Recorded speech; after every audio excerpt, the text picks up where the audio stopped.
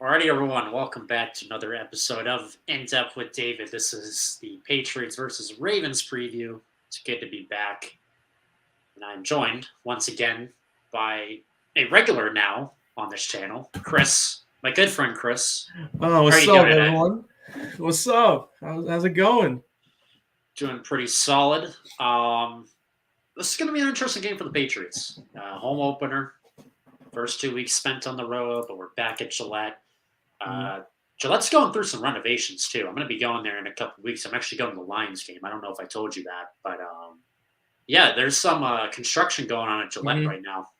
They Yeah, got they said they're doing like $300 million worth of renovations, and then they're making like basically a whole new like scoreboard and yeah, uh a new lighthouse as well. So yes. So everyone who's going on Sunday, make sure to check that stuff out and let us know how Gillette looks in the comment section below. Nice little plug there. Had to fit that in, but Patriots Ravens tomorrow, 1 p.m. Eastern. It's the home opener, as I said, for New England. Both teams are 1-1 heading into this game. The Ravens beat the Jets in week one, and they just lost the Dolphins last Sunday in a stunning game. They're up by 21 to begin the fourth quarter in that game, but Tua Tagovailoa, behind the best game of his career, led a stunning comeback for the Dolphins to stun the Ravens in Baltimore. On the flip side, the Patriots started off the season laying an egg against Miami, as we always do, down in South Beach against the Dolphins, losing 20-7. But they rebounded last week, beating the Pittsburgh Steelers 17-14. So we're looking to just build off last week's result, and this is the second straight week that the Patriots are facing a AFC North opponent. So just general thoughts right off the bat, Chris, on just key things you take away from this matchup without getting too specific. no, yeah, definitely. I would say it's definitely going to be a tough matchup, but I would say with the Ravens depleted secondary is going to be hopefully a little more helpful, on our side of things. You also have to watch out for just Lamar Jackson because he obviously can just run the ball, even though he gained a decent amount of weight. He's able to still run the ball pretty well. He had a 80-yard touchdown run against the Dolphins last week, so. He's accounted for all 7 of the Ravens' touchdowns this season. Oh, really? For on the ground game, okay. No, like both passing and running. Like Oh, okay. no matter Lamar Jackson's been involved in every touchdown. Yeah, it's crazy. Yeah, you got to watch out for him. And then, like I said, the secondary, because Tyreek Hill and Jalen Waddle are a lot faster, obviously, than our receivers, but with their secondary being depleted, it should be a better matchup for the Patriots.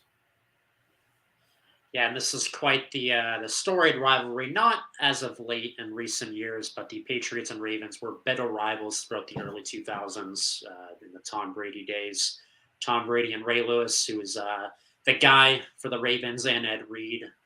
Very bitter matchups.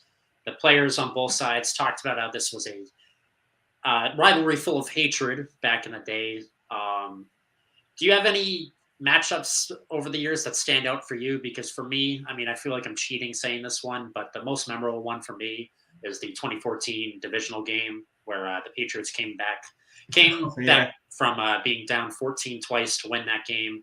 The winning touchdown pass was Tom Brady to Brandon LaFell. That was also the game where Edelman threw the touchdown Okay, pass. that's right. Yeah. That's my favorite. Another one is the 2011 AFC Championship game. We did not deserve to win that game, but we won because Billy Cundiff missed the He chip missed he shot missed field the goal. kick, right? Yeah. Yep. Okay. So I might have just answered. And you might have one of those No, answers too. I definitely have one. I believe it was 2019. I remember the scene where Lamar Jackson got pulled over by his lineman over the end zone. You remember that one? Yeah, was that the game they blew us out of the water? I believe so. Yeah. I think it was Sunday Night Football. Yeah. That's That that's was when a the memorable one. for all the wrong reasons. Yeah, Yep. but Um, I was actually that's in my notes where that game that was during Lamar Jackson's MVP season in yeah. 2019, 3 years ago. Ravens blew us out of the water on Sunday Night Football, 37-20. They gave us our first loss of the season as we were 8-0 before that game, and the Ravens would go on to get the 1 seed that season. And that was really the game where people started to take them seriously. And I just remember watching that game, watching that first drive, and realizing, dang, this is going to be a long night because we cannot stop Lamar Jackson. No, yeah, if he continues this path, he's going to have a major contract coming up if the Ravens do decide to keep him, which they probably will. Right. I mean, that's definitely an interesting storyline this season because they were unable to reach a deal before the season started, and Lamar said, "I'm not negotiating a contract during the year." So it's crazy because you see someone like Kyler Murray who got a lot of money and definitely changes the market for sure. I would think that Lamar Jackson's going to at least demand more money than Kyler. He probably should get more money than Kyler as well. We could be looking at Lamar getting somewhere like a $300 million contract, which is insane.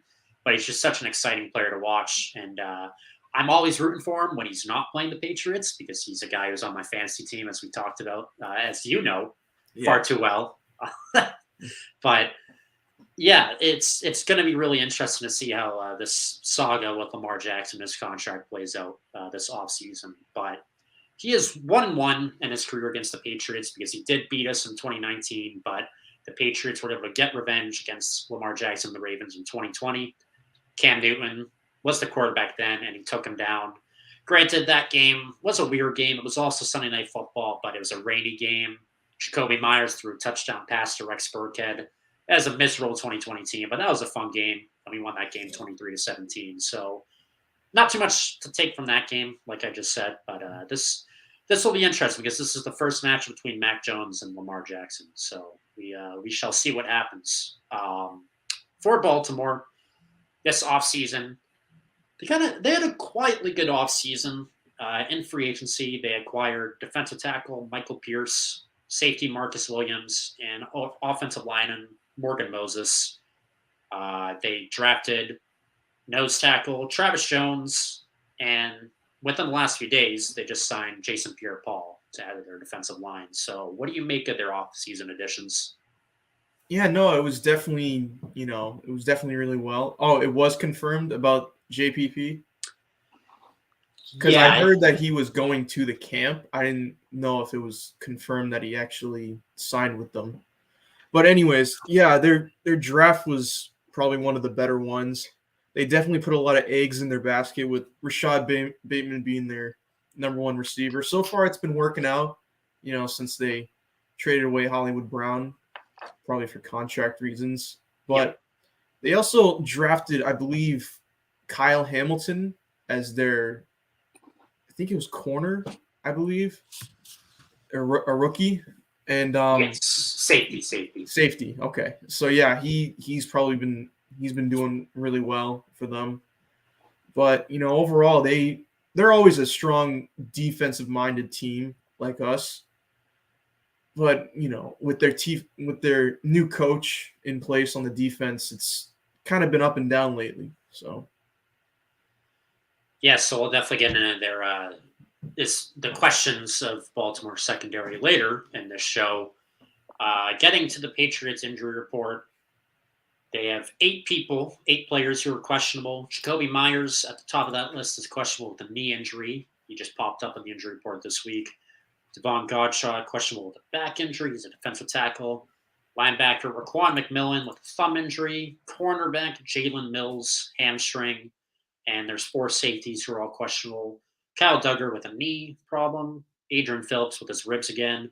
Joshua Bledsoe with the groin again. And Carl Davis with the calf. So, per usual, Patriots are very tight-lipped when it comes to injuries, not really giving any tells on if anyone won't be available to play this Sunday. Maybe a couple players from this list are going to be deemed inactive to play, just like based on the scheme and stuff, but we'll see. The only thing that I did read that might be a tell is that Duggar was not a full participant in practice both this past Thursday and Friday. So that may signal that Jabril Peppers is slated for a bigger role, as he was last week when he came in for Duggar against the Steelers. But again, we'll just have to see what happens, and we will find out 60 to 90 minutes before the game tomorrow. For the Ravens, news came out last night that their all-pro offensive tackle Ronnie Stanley is doubtful for the game tomorrow. This is a huge loss for Baltimore, and we'll have to see if the Patriots attack that matchup. I have that actually as a key matchup. I'll just say that right now. I think Dietrich Wise Jr.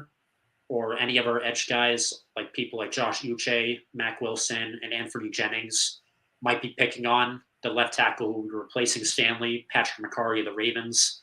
I think that's a matchup we could look to exploit and just take advantage of that and use that to try and get to Lamar Jackson in the pocket. But that is one injury update for the Ravens, and another one that I had written down hours ago when I was doing prep for the show was that J.K. Dobbins is questionable after not playing since 2020 because of a serious knee injury. But it was just reported about 20 minutes ago that he's expected to make a season debut tomorrow against the Patriots. So J.K. Dobbins has not played since his rookie year 2020. He had 800 yards as a rookie, and clearly it's not going to be picture perfect for him tomorrow with his first game in over a year. But he's just another weapon that the Patriots have to worry about on defense, and he's a shifty little running back, and that's just something else we'll have to prepare for. So, do you have any strong takes on the injury front based on everything I just said? I think you covered it pretty well. I hope that Jacoby Myers is better because we see that Mac Jones has been feeding him a lot more in the past game because I think he got like 7 or 8 targets in the Steelers game. I think he had like 5 in the what's it called? The Dolphins game?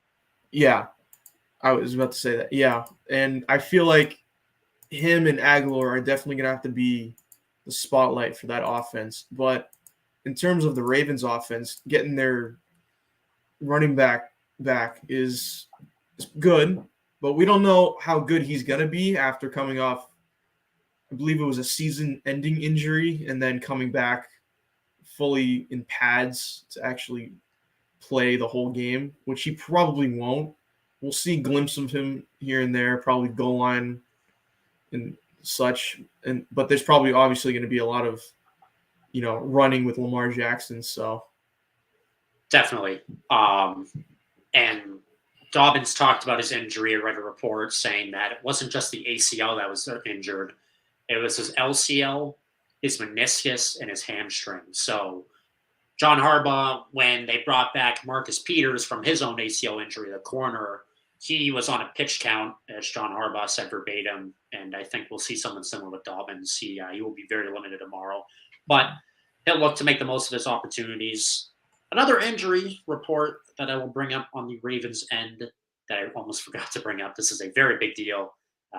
Chris's head is gone. Oh, it's back. That was something. But I was telling Chris about this right before we went live, and I had just found out about this a few hours ago. But Lamar Jackson is reportedly dealing with a serious upper body injury, specifically an elbow injury. And you see quarterbacks with these, little injuries, and you think, whatever, they'll play. Lamar Jackson's definitely going to play, but reports are coming out of the Ravens camp that Jackson has worn an arm sleeve at practice all week, and I believe it was either Thursday or Friday's practice. He did not throw the ball once. All he did was hand it off to the running backs. So that is something that really could have a wrinkle in how this game goes. And we'll get into more in a couple minutes about what it's like playing against Lamar and the Ravens offense. But this seems like this could really affect the game tomorrow unless the Ravens are just top tier actors and they're just, playing this up. yeah, I also have a question for you. I just heard about the Patriots trading Justin Herron. What do you think about that? Yeah, I think it's honestly just a pretty minor trade. I kind of interested that we're willing to give up offensive tackle depth just for a pick swap.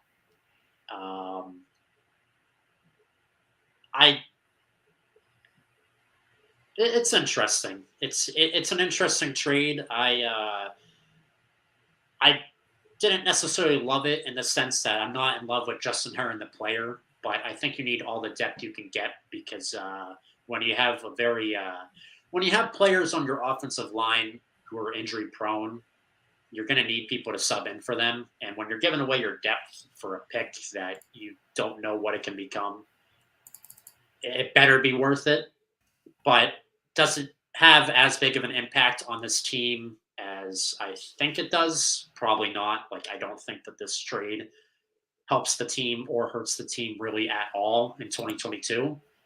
But I'm just surprised that Belichick is just willing to cut ties with depth, unless I'm missing something. Maybe we have more depth on the offensive line, and I'm just kind of undergrading. But I'm just surprised that Belichick was willing to just cut ties with depth. Maybe something with the personal relationship with Dave Ziegler of the Raiders that he wanted to send Heron off to a good situation over there. I'm kind of mumbling and stumbling, but basically what I'm saying is this trade really doesn't hurt the team, but I'm kind of surprised it happened. Yeah, I was kind of surprised that happened too, because he's kind of he's kind of on the younger side. He's 26, so he's I feel like we could have used him more for like as like mobility wise because of the like the run scheme that they were trying to do, since most of the offensive line is kind of slower, I would say, and with our offensive line being one of our main struggles, I feel like with depth in that position, it should be a cause for concern. And of course, it had to be a Belichick disciple who got him. So that's another thing too. That's kind of puzzles me why we did that. It's just interesting because I'll go back to what I just said too, where you're putting a lot of trust and hoping that guys who play at the offensive tackle positions, like a Trent Brown, like an Isaiah Wynn, stay healthy, when that really hasn't been the case throughout their career so far. And yeah, if something happens to one of them, you have a guy like Michael Onwenu who is playing guard right now, but he can shift to tackle. I don't know.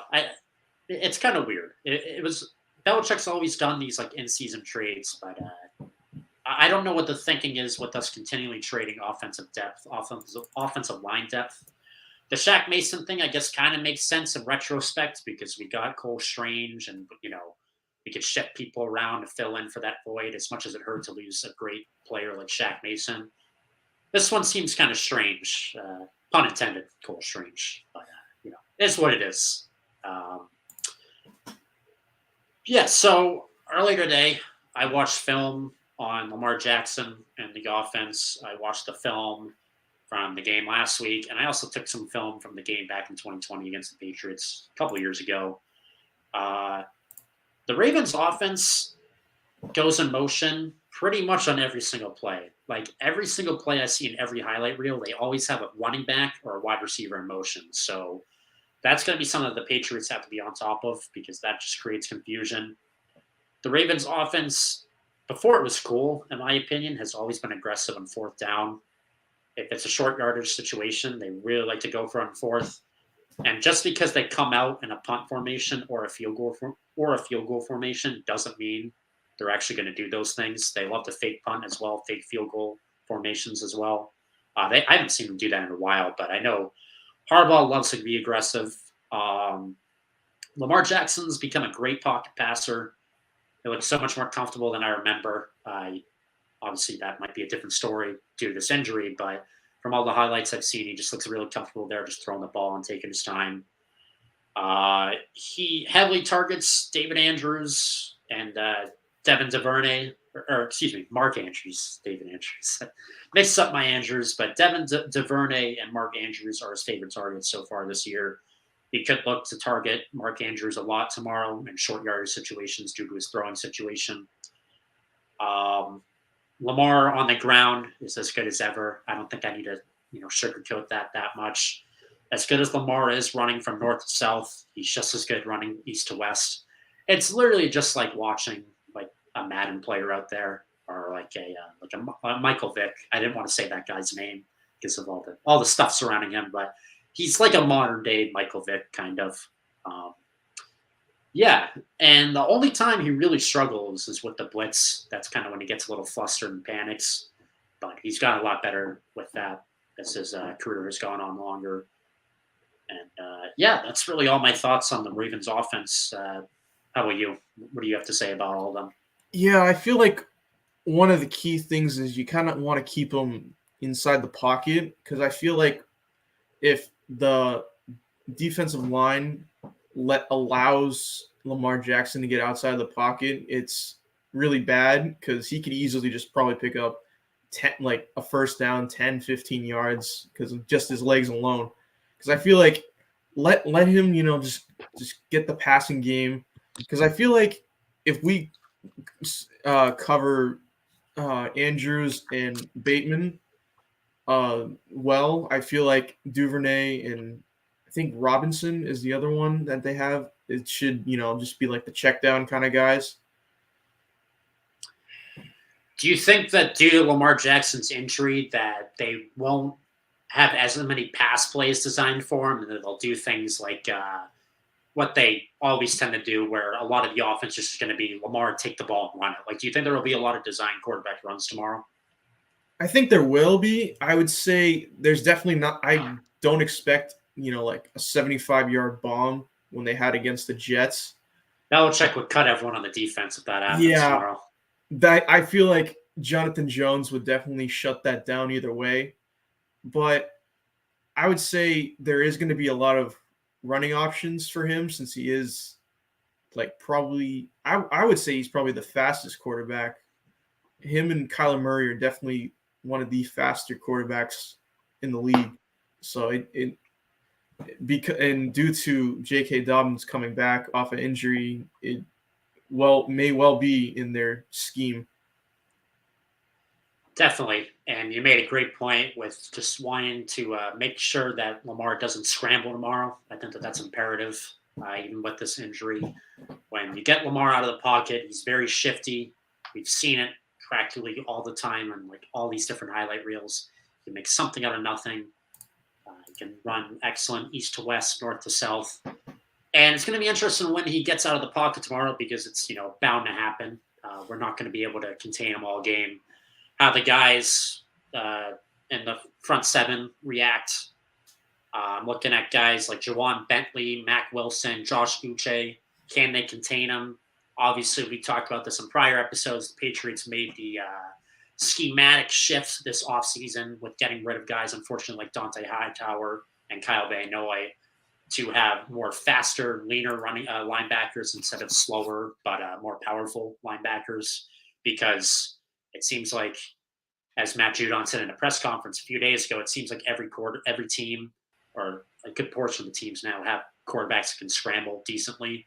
So it just makes more sense to get guys who can keep up with these shifty quarterbacks and bring them down. So once Lamar gets out of the pocket, that's when we're going to see what this Patriots defense is made of, definitely. So that's going to be a tall task for the Patriots tomorrow, dealing with the Ravens offense. Individual matchups with the Pats defense versus the Ravens offense. Jonathan Jones is set to cover Rashad Bateman. Bateman is really good at creating separation. He's got good hands. He's a slick route runner. He's got a pretty solid amount of speed. And obviously, he had that highlight last week against the Dolphins where he took a slant route 75 yards to the house. So Jonathan Jones, once again, is going to have his hands full with something like that. But how would you assess the way Jonathan Jones has played so far this year? Because I'm honestly impressed with him. I'm trying to think the Steelers game. Listen, I mean, the Dolphins game guarding Tyreek Hill started off rough, but he settled down a little bit. The Steelers game was solid, but what I'm basing it off of is like you don't hear people in the Patriots community saying a lot of bad things about Jonathan Jones. It's either he's giving us what he expects or he's going above and beyond. But I think he's done a solid job slotting in as our number one corner this year so far. No, yeah, I definitely think it was a smart move moving him to the outside because obviously Jalen Mills hasn't been doing a good enough job to be that go-to number one corner. So because I think Jonathan Jones is definitely a lot more quicker and more, I would say ball savvy. I would say like more like he knows, he looks at the quarterback's eyes and sees where he wants to go with it, and he always does a good job with just staying one on one with the receiver. I would say because with Tyreek Hill, he got away from him a few times, but he knew his mistakes and corrected them. I would say. Definitely. Um, and Jalen Mills, I think, is going to be matching up against Devin DuVernay tomorrow. Obviously, this isn't confirmed, but I think that they both have very similar physiques. I think they're only 1 inch apart and they're like 5 pounds apart. So I think Mills will get that matchup. And looking for more from Mills tomorrow if he plays, because he is on the injury report, questionable with a hamstring problem. But we need him to be better than last week against Pittsburgh. That's all. I'm hoping that Jack Jones gets to play a little more because he did a decent job. I feel like if he got that interception in that first game, I think people would look at him differently.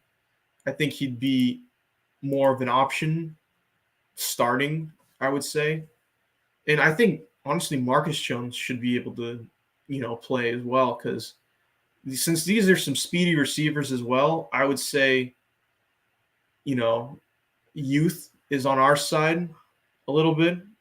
So we could definitely I know they're rookies and rookies always tend to make mistakes maybe with like the deep ball or a shallow cross or something like that, but they need to be on the field to actually learn this. So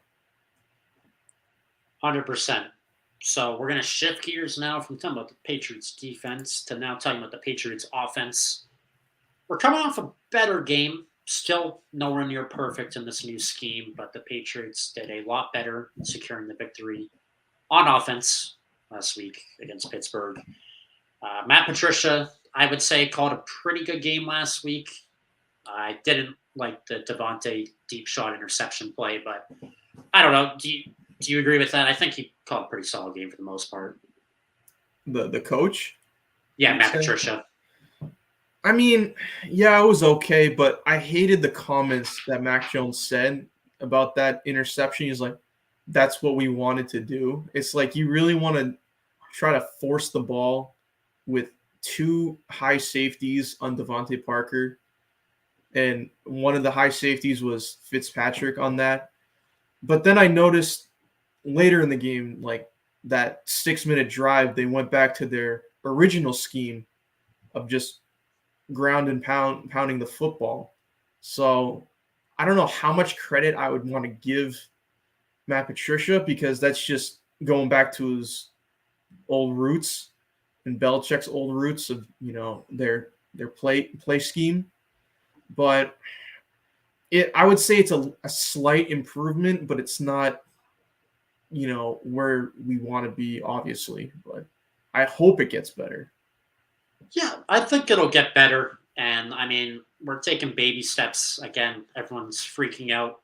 Listen, people, we're on week 3 of the season. There's still 15 more weeks to go.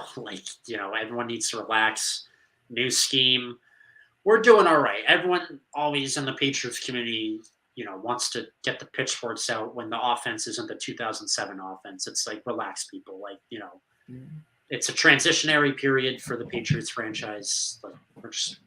We're trying to see what we got. You touched on it. The final 6 minutes and 39 seconds, I think, at the game last week. 6.5 minutes were flawless. We ran out all that clock. We just went back to our old ways, which is running it right up the gut with Harris and Stevenson to ice that game. It's really interesting how, basically the Patriots offense only operates out of shotgun now. There were very few plays so far throughout the first 2 games where Mac Jones is under center. Most of the time he's in the shotgun. I don't feel strongly about that in any way. I just thought that was interesting. But through 2 weeks, we also run the least amount of motion plays and the least amount of play action plays. So quite literally the antithesis of the Ravens offense, which is kind of funny. So we'll have to see how all that plays out. Other than that, based on the first 2 weeks, Jacoby Myers and Nelson Aguilar have been the guys for Mac Jones so far. Those have been his favorite targets. Jacoby Myers has been Mac Jones' favorite target in his first 2 seasons so far in the league. Mac Jones looked okay last week, still not great. Maybe it had something to do with his injury, but he had some bad throws last week, overthrowing Kendrick Bourne on the play over the middle. He overthrew Myers a couple times too. So we'll see if he improves as well this week. Yeah, I mean, it's just going to take time with this offense. This offense isn't, in the upper echelon of offenses in the NFL. Like this isn't the Bucks offense or, the Dolphins offense right now, I guess I'll say. But we're not as bad as people are making us out to be in the offensive scheme. So we'll just have to see how it goes this week. How are we going to be able to beat the Ravens this week offensively? Well, let's take some time to talk about the Ravens defense in terms of the Patriots offense. This honestly feels very similar what I'm about to say to what I said last week when facing the Steelers. The Ravens secondary isn't that great right now. They've been off to a rough start this year. They were the worst pass game secondary in the entire NFL last year. And while Marcus Williams has been great so far, he has 3 interceptions. 2 of them came last week against Tua, 2 against Tua, and then 1 against the Jets. There's just so many more questions around their secondary. Kyle Fuller is now out for the year for Baltimore. Marcus Peters just came back from his ACL injury and was on a pitch count last week, as I said. And Marlon Humphrey and Chuck Clark were a big part of the collapse last week against Miami. So what are your thoughts on our offense attacking their secondary? And do you think it's as much as a shoe-in as people are saying it's going to be? How do you assess this matchup? I mean, first of all, I feel like we have to I know we're always in the shotgun because we have to basically go back to basics again. Because I feel like the problem is now we're rebuilding this team when we should have rebuilt it in the offseason, in preseason. So that's one thing. And then the second thing is I feel like with this depleted secondary, it's going to be good for, I would say this time now it's good for Devontae Parker and Nelson Aguilar because they can maybe get more separation because of how many corners are questionable. I believe there's 4 questionable for this week. So that's good. But I also feel like that they need to have a better connection with the tight ends. Maybe like a few tight end screens here and there, or maybe a check down to Hunter Henry, because I feel like he's not been involved as much as he should be. Both of them. Yeah, I mean, well, they've been forcing it to Jonnu Smith a little too much. And I feel like Mac Jones definitely needs to have more say and more command of the offense. Because honestly, I don't think he and Jacoby Myers and Kendrick Bourne are the ones that are starting to question the whole offensive scheme. It's like just do 50-50 balls instead of just throwing it to the open guy. Yeah, right before the game started last week, I was scrolling through social media and I thought this was a fake quote from Jacoby Myers saying, "I sometimes question what this offense is doing and how we're going to attack." That was a legitimate quote. The best playmaker as of right now on your offense is questioning the way your offense runs. That's not a good look at all. I'm sure the coaches didn't appreciate it. I mean, maybe all is forgotten now because we won last week. I'm sure it's not, though. But that is an alarming comment. Kendrick Bourne has yet to really be involved. He had a better game last week. I think he got like 22 snaps. Still way too little. You said force feed Jonnu Smith. I think we're also trying to force feed Devontae Parker into this offense, and it's just not working. So as much of a mess as it seems like with the Patriots offense, we're doing okay. And as much as of a mess as the Ravens defense seems right now, we still have to respect their pass rush, which I'll get into. The Ravens pass rush is still very solid. They have veterans like Justin Houston and Calais Campbell who still have it. Defensive tackle Justin Madubuike, I probably butchered his last name, but he's a promising young star. And Michael Pierce is a solid nose tackle for them. This is all from Evan Lazard at Patriots.com.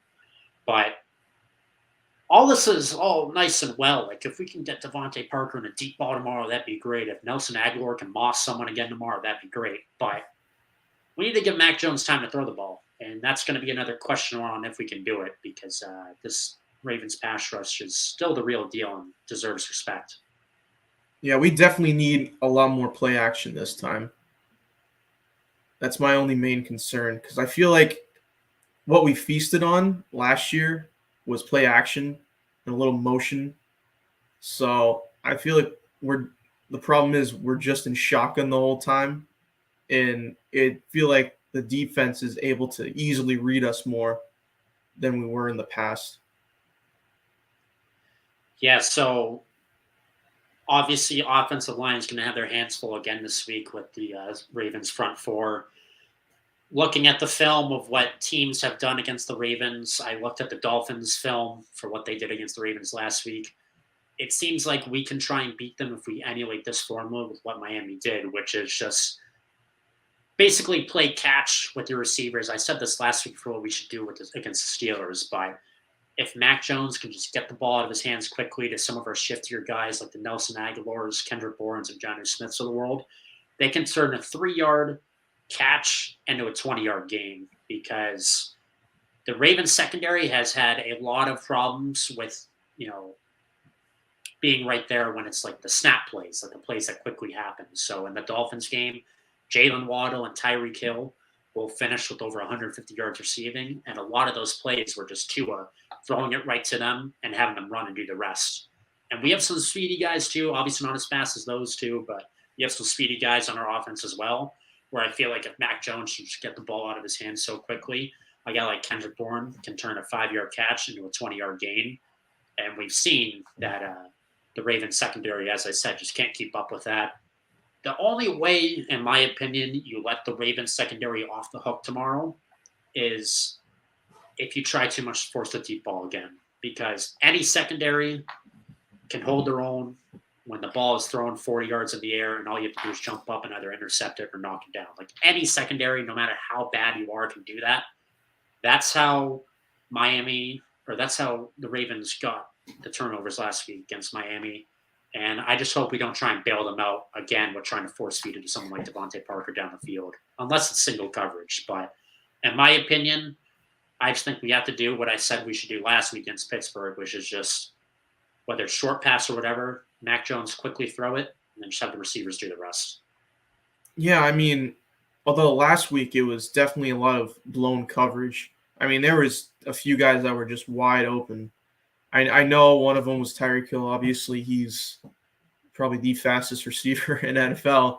But I mean, he was open for a while though as well. So I feel like definitely miscommunication with the backs and then the corners and the safeties, as well as I feel like their new coaching style is definitely different than it was before because they hired a new coach. And I felt like in the beginning of the game, they were completely shutting down the Dolphins offense. But then all of a sudden, basically all hell broke loose and they just had no answers to any of the plays. So I feel like I hope that we can do maybe, like you said, since the corners and the safeties are hard to struggle with quick plays, I was thinking maybe some like jet sweeps or definitely some RPOs to definitely get them on their heels more.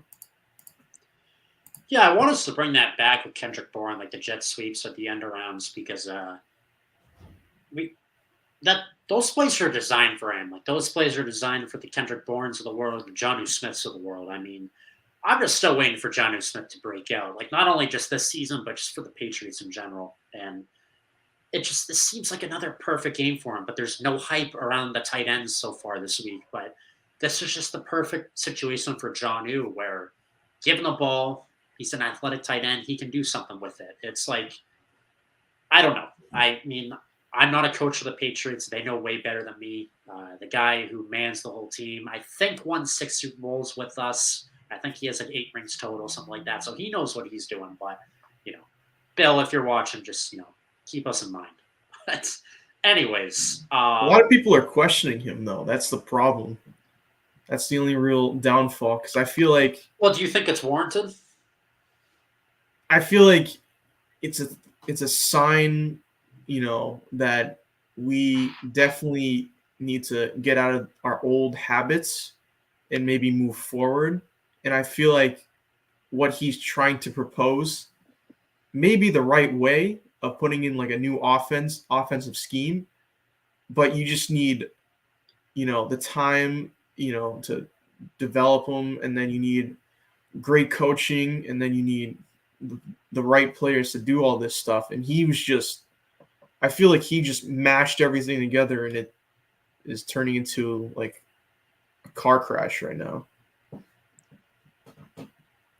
Yeah, it's ever since Brady left, people it's like become the popular thing to criticize Belichick because yes, Brady made all of us look like idiots by winning the Super Bowl in his first year with Tampa. Belichick is at 500 right now in 2 seasons or one plus season without Brady as his quarterback. It's warranted, and I think Belichick's finally realizing he has to adapt from his old ways, and he can't just do the things that he used to do because he doesn't have the greatest quarterback of all time on his team anymore. It's not a good sign when a couple springs ago we had to spend nearly $500 million just to get a team on the field that could win you 10 games. And a lot of the decisions Belichick made this past offseason were very questionable. So I think he absolutely has the best interests of the team. He always will. Like whenever he makes a decision, like he wants this team to win.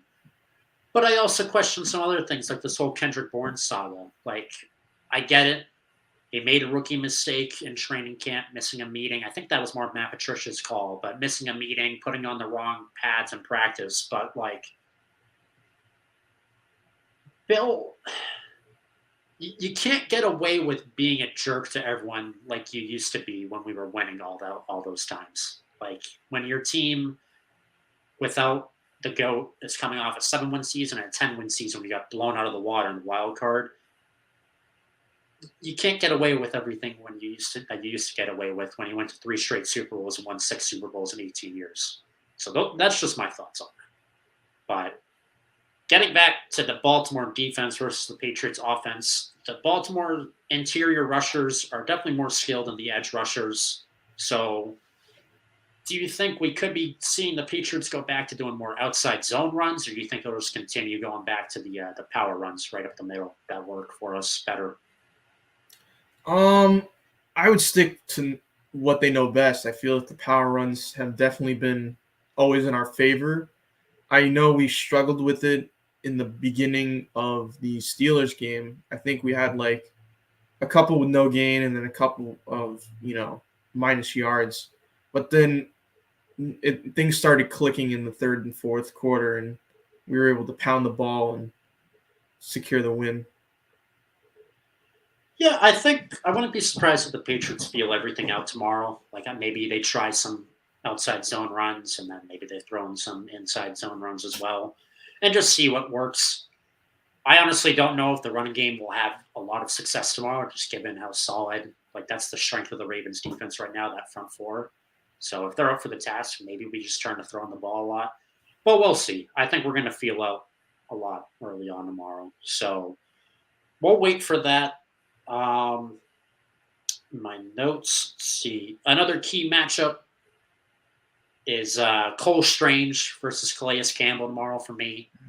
Cole Strange did really well against Cameron Hayward on the Steelers last week, but this is just another big test for the rookie.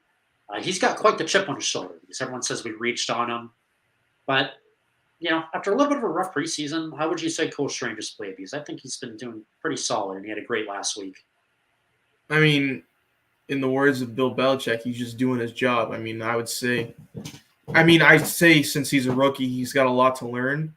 But I feel like with this last matchup with Hayward, it definitely proved that Belichick wasn't entirely insane for, reaching for him.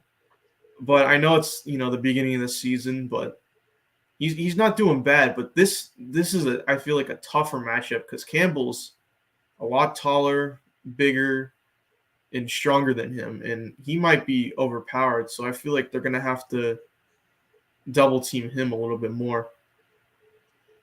And the other matchup I'm taking a look at is Mac Jones versus Marcus Williams. As I talked about, Marcus Williams signed with the Ravens in free agency. They gave him a 5 year, $70 million deal, and he's off to a hot start. Probably the only bright spot of that Ravens secondary so far, 3 interceptions through 2 games.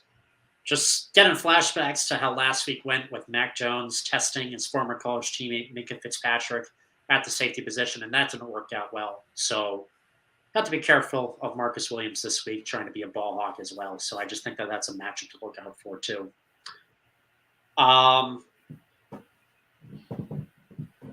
What do you think about Devontae Parker's impact this week? Do you think he'll be involved in the game plan a lot? I mean, I feel like he will be because it's Matt Patricia's guy. I mean, because he was the brains of that operation, saying, "Hey, Devontae Parker's going to be a big part of this scheme that we're moving forward with." But I do feel like this is definitely a better opportunity for him because of how bad the secondary, is depleted, I would say. But I feel like they definitely need to use Kendrick Bourne a lot more and Hunter Henry a lot more. Going back to what they know best, it's just this whole new scheme that they're trying to make is not vibing well with the whole team. And I feel like they should try to use Devontae Parker in a better way than they are now. Just instead of just running verticals the whole time. Yeah, I'd like to see him do more like running east to west for sure.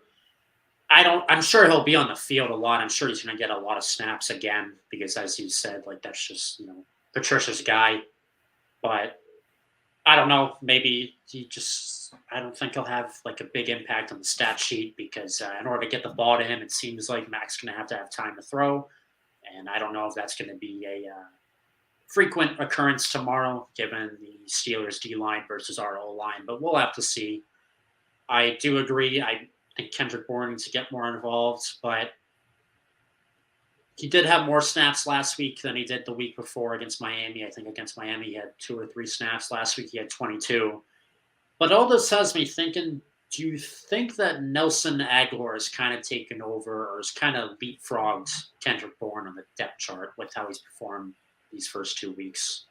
Well, I mean, how can you say not? I mean, you can see it because he's obviously their number 2 receiver right now because he's gotten plenty more snaps than Kendrick Bourne, and you really have to see them both on the field to see what they're made of, or at least a lot more on the field because now it's just a one-sided scale right now. It's all on Aguilar and then very minimum for Kendrick Bourne. So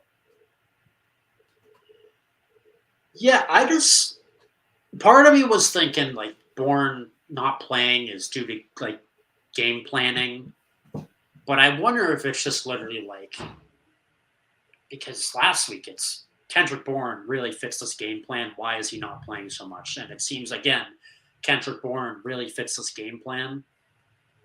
Are they just kind of like, is he kind of just sinking on the depth chart? Kind of like not like a Brady Bledsoe. I'm not going to compare this to Brady Bledsoe, but that's like it's the same kind of concept where it's like I just think Kendrick Bourne is like perfect for the Steelers game, perfect for the. He would have been good in he would have been good in all these games, but it just seems like maybe this is a sign that they're just really just moving forward with Nelson Aguilar as that guy. I mean, you said it where the stats are there to support that, but I hope he just gets more snaps. I think you can take away some snaps from Devontae Parker and divulge them to someone like Kendrick Bourne. But it's honestly just rough for me to watch too because I'm rooting for the guy and you can tell just how defeated he looks in his press conferences so far this year. And to go from 700 yards and 5 touchdowns last year to being on the outside looking in this new scheme this year, it's tough. And you don't really want to destroy the morale of one of the most positive, energetic guys in the clubhouse or in the locker room. So tomorrow we'll get more answers on this whole Kendrick Bourne saga. Jacoby Myers, questionable with the knee injury, as I said. Even if he plays tomorrow, in my opinion, I think he's going to take a little bit of a step back. He is Mac Jones' favorite target, but he's not as shifty as other receivers. And the Patriots do what I think they should do, and what I've been saying they should do, which is throw it quickly to our shifty receivers and let them do all the rest. All those targets should go to guys like Nelson Aguilar and Kendrick Bourne. So, yeah, I mean, I just Jacoby Myers isn't going to be able to have good games throughout the whole season consistently. And I could just see this being a game where maybe he takes a step back. But again, what do I know? Yeah, I mean, I feel like on offense we need to be a lot more creative on our plays. Like I feel like this goes back to coaching. I mean, with Josh McDaniels, everyone had a role, but now with this coaching scheme in this, this whole new offensive scheme, it's, you know, if you're in this position, you're going to stay in this position, and if you're not trustworthy or if you're not, capable of agreeing with what we're saying, then you're just gone. So I feel like with this, they should actually. I know it's going to be like deja vu, but I feel like they should do a few like trick plays against a team like this, because I feel like people would say, all right, now this is the Patriots team I kind of know a little bit more, because I feel like we're just too basic. Yeah, I think it'd be healthy any year to throw in some trick plays into a game. Like, granted, if you're implementing a new scheme or not. And I think we're all kind of waiting for the Patriots to do that.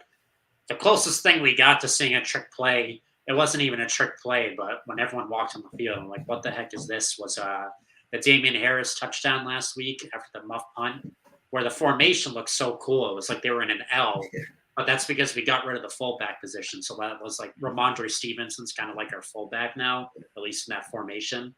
But I'd never seen the Pats use that formation like so many years of watching football. So that's not even a trick play. That's just like the closest we got to something kind of creative, as you said. But yeah, I'd be down to see an old fashioned flea flicker or something like that. Be a lot of fun, and I mean it makes sense for offenses to do that for sure, just to spice things up. So Ravens are favored by 2.5 points as of right now, Chris. Maybe that changes and fluctuates before game time tomorrow due to the whole situation with Lamar Jackson. But if you were a betting man, would you take the Ravens here, or would you take the Patriots with the points? I would say you said 2.5. I would say I would go Ravens on this one. I'm not doubting the Patriots. I mean, I am a little bit because I'm picking against them, but I feel like they never do well in September. So I feel like they may get a couple games or so, but it's just they just still have a decent amount of work ahead of them, to actually get this offensive scheme in place. Because I feel like on defense, it's definitely vibing and gelling a lot more than I expected it to. I'm going to pick the Patriots because I'm a homer. Um, I'll probably always pick the Patriots, but this is definitely a more favorable line than I thought it would be at the beginning of the week. I think we all, when we ended the week last week, I want to say maybe we talked about this, maybe we didn't, but I thought that the line would be closer to like 5 or 6. So this Yeah, I thought is, so. So too. Yeah, I thought so. yeah. So Vegas is definitely maybe being generous, but I think the Patriots can compete tomorrow, and If we lost against the Steelers, it definitely would have been like 4.5. definitely I feel like. right because you're looking at 0-2, maybe 0-3. But Yeah, because I feel like sometimes when they do like the spreads, I feel like it sometimes has to be not just based on the opponents, but like if you actually win or lose against against teams before. yes, so we will just have to wait and see what happens. But as always, we have full faith in the Patriots. We're going to just wrap this up with predictions. My prediction is the Patriots are coming out on top by a final score of 27-21. No surprise to anyone that I'm homering the Patriots, as I always do. I think this can be Kendrick Bourne's coming out party in the home opener. The Ravens secondary is going to continue to have problems against our shifty receivers. I think this is going to be a close game, come down to the wire. I think we'll move ahead in the fourth quarter. I think Baltimore will have the ball last and will have a chance to win, but they'll turn it over on downs. And I think we're going to get a lot of cuts from CBS cutting over to Lamar Jackson on the sideline, going like, my arm, my arm, my arm. In other words, no, I'm not making fun of him, but in other words, I think his injury is going to be a big factor in this game and the Patriots winning. So I'm picking the Patriots to win 27-21. Yeah, I feel like with this game, I feel like it's going to depend on defense, I would say, because I feel like whoever's defense is stronger is gonna win this game. Because I know. Oh, I'm sorry. I meant offense, not defense. Because our offense has been very slow, and I know that with Lamar Jackson, his offense, they get to a quick start, but then as the game progresses, they kind of slow down a little bit. So if I had to put my prediction with everything now put in place, I did have a prediction before. I did say 35-20 for the Ravens, but now as time passed, I would say 27-20 for Ravens. All right. Well, we will have to see what happens. And before we wrap up, quick shout out to Vince Wilfork for being inducted into the Patriots Hall of Fame. He's the 32nd member of the Patriots Hall of Fame. He was inducted just a few hours ago. Congrats to Big Vince, winning 2 Super Bowls with us and going to 4. Spent 10 years with the organization. We salute you, buddy. There we go. Golf clap. Golf clap, yeah. Golf clap for football. All righty, everyone. That's going to do it for this recap. Chris, thanks again for doing this with me. If you enjoyed this recap, or excuse me, pregame show. Recap. I'm jumping ahead of myself. But if you enjoyed this pregame show, make sure to hit that like button, hit that subscribe button. I'll be back tomorrow afternoon with, I'm pretty sure, a new guest to the In Depth with David channel to recap the Patriots versus Ravens game.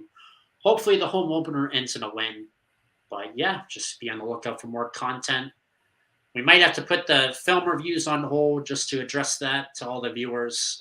We're still trying to find the coach's film because trying to find bootleg footage off YouTube to recap on or record or use. But that's only the only footage on YouTube that I've found is what we see when we watch the games, and you can't really break down the X's and O's with that type of footage. In other words, I want the coach's cut, but I have to pay for that. So something to mull. But that's going to do it for me. That's going to do it for Chris. Thanks, everyone, for watching. Go Patriots. Enjoy the home opener tomorrow if you're going. Have a good night. All right, See ya. Take care.